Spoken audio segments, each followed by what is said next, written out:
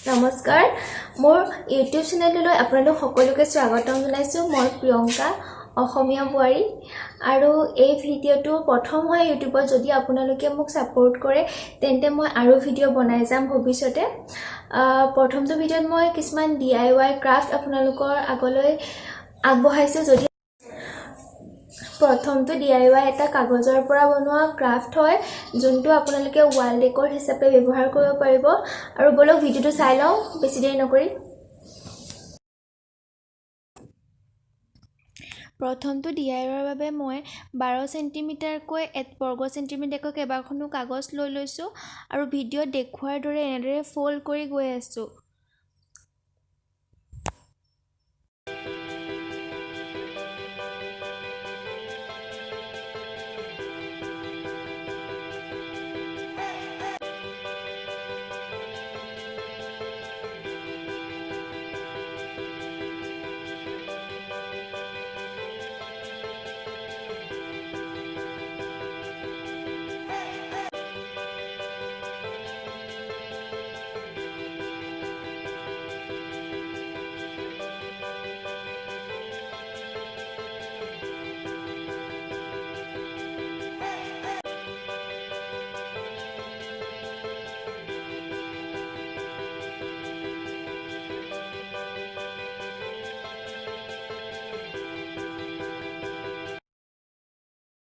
এই পাৰ্টটো অকণমান টান হয় যদি আপোনালোকে ভালদৰে মন কৰে তেন্তে নিশ্চয় ধৰিব পাৰিব আৰু এবাৰ কৰাৰ পাছত এইটো বহুত ইজি যেন লাগিব তাৰ বাবে মই আকৌ এবাৰ লাহেকৈ দেখাই দিছোঁ অলপ স্লো মোশনত নিশ্চয় আপোনালোকে ধৰিব পাৰিছে এবাৰ কৰাৰ পাছত এইটো বহুত ইজি লাগিব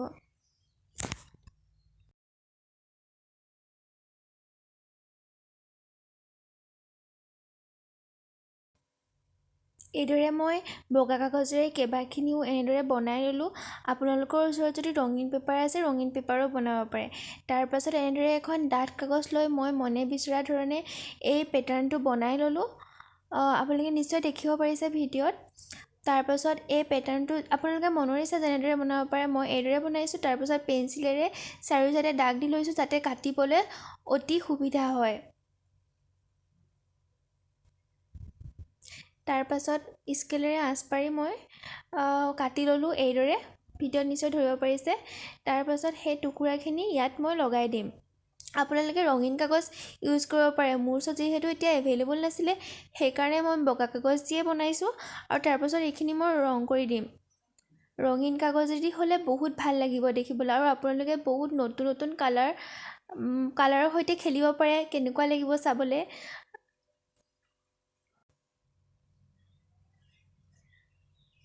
গোটেইখিনি এইদৰে মই আঠা দি লগাই ল'ম তাৰ পিছত আপোনালোকক দেখাই আছোঁ কেনেকুৱা লাগিব এটা 3D আৰ্ট হৈ যায় ৱাল ডেকোৰেশ্যনৰ কাৰণে দেখিছে কি ধুনীয়া এটা পেটাৰ্ণ ওলাই গ'ল এনেদৰে হোৱাইটতো ভাল লাগিছে কিন্তু মই ইয়াত কালাৰ কৰি দিম আপোনালোকে বেলেগ বেলেগ কালাৰ ব্যৱহাৰ কৰিব পাৰে নিজৰ ৱালখনত চাই কিনি মই এইদৰে কৰিলোঁ আৰু এইটো বহুতেই ধুনীয়া লাগিছে ৰেলত তাৰ পাছত এয়া দেখিছে নিশ্চয় কিমান ধুনীয়া লাগিছে তাৰ পাছত আপোনালোকে ৱালখনত ডেকোৰেট কৰাৰ পাছত আৰু বহুত ধুনীয়া লাগিব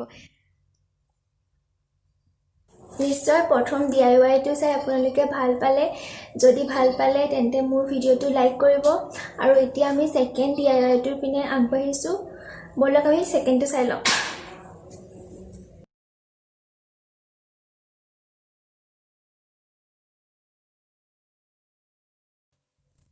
সেকেন্ড DIYটোৰ কাৰণে আপোনালোকে একো এনেদৰে ল'ব নালাগে হিচাপত নিজৰ মনৰ ইচ্ছামতে কেইবাখনো বগা কাগজ এনেদৰে সমান জোখত কাটি ল'ব বৰ্গ সেন্টিমিটাৰ হ'বলৈ একো দৰকাৰ নাই তাৰ পাছত এইদৰে আমি এটা পেটাৰ্ণ বনাই লৈছোঁ পেন্সিলেৰে ভিডিঅ'ত নিশ্চয় ধৰিব পাৰিছে পেটাৰ্ণটো তাৰ পাছত পেটাৰ্ণটো পেন্সিলেৰে বনাই আমি তাৰ পাছত কাটি দিম এইদৰে গোটেইখিনি কাগজতে এনেদৰে পেটাৰ্ণ বনাই আমি কাটি ললোঁ ভিডিঅ'ত দেখা পাইছে পেটাৰ্ণটো কাটাৰ পাছত এনেকুৱা ধৰণে দেখা পায় তাৰ পাছত আঠা দি ইটোৰ ওপৰত সিটো ভিডিঅ'ত দেখুৱাৰ ধৰণে লগাই দিব লাগিব এইদৰে ভিডিঅ'ত দেখুৱা গৈছে কিদৰে লগাব লাগিব ইটোৰ ওপৰত ইটো দুজাপ কৰি এইদৰে গোটেইখিনি লগোৱাৰ পাছত এটা বহুত ধুনীয়া পেটাৰ্ণ আপোনালোকে দেখিবলৈ পাব বলক চাই লওক কেনেকুৱা হ'ব।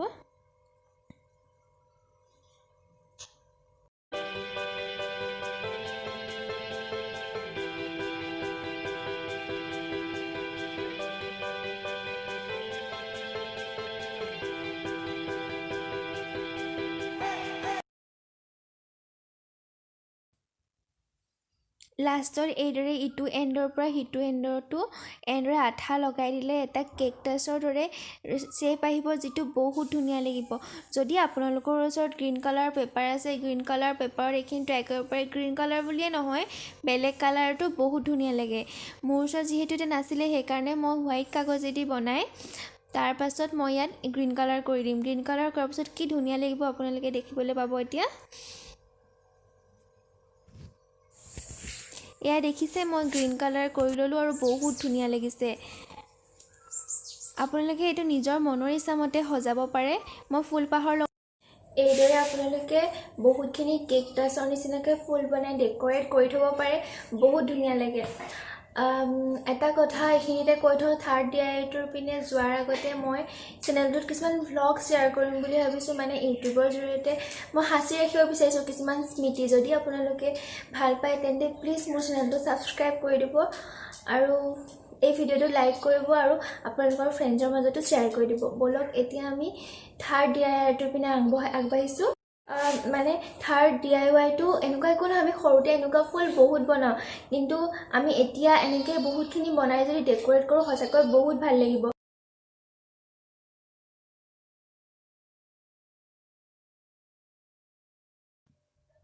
এইদৰে স্কুৱেৰ শ্বেপত আমি কেইবাখনো কাগজ লৈ মাজত ভাগ কৰি ল'ব লাগিব আৰু সেই ভাগ কৰি কাগজখন মাজতে কাটি ল'ব লাগিব। গোটেইকেইখন কাগজ মই এনেকৈ ভাঁজ কৰি লৈছোঁ। তাৰপাছত এয়া দেখিছে, ভিডিঅ'ত মই কাটি ল'লোঁ। তাৰপিছত ভিডিঅ'ত দেখুওৱাৰ ধৰণে এনেদৰে আগতে বনোৱাৰ ধৰণে বনাব লাগিব।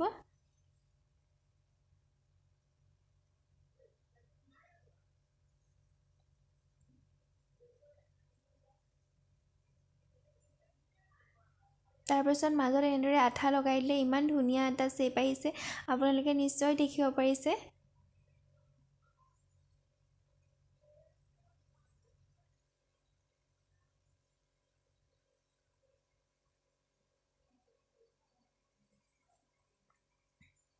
তাৰপিছত এইদৰে মই গোটেই কাগজখিনি এনেদৰে বনাই লওঁ মাথা দি। এয়া দেখিছে, গোটেইখিনি বনাই ল'লোঁ, বহুত ধুনীয়া লাগিছে নহয়নে? তাৰপাছত এইখিনি মই এটা এটাকৈ আঠা দি এনেদৰে লগাই যাম।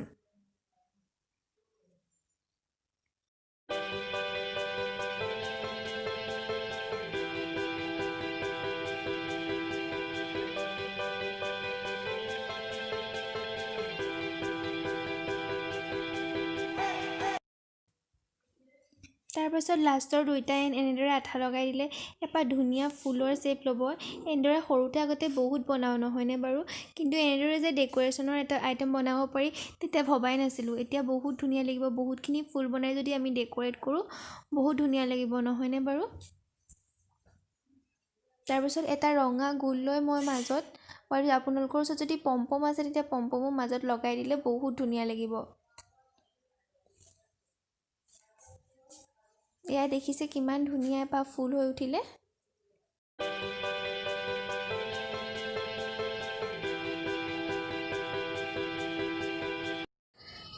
যদি আপোনালোকে ভিডিঅ'টো এতিয়ালৈকে চাই আছে তেন্তে থেংক ইউ ছ' মাছ। আৰু মোৰ চেনেলটো প্লিজ ছাবস্ক্ৰাইব কৰি দিব, লাইক কৰিব, শ্বেয়াৰ কৰিব, and thank you so' much.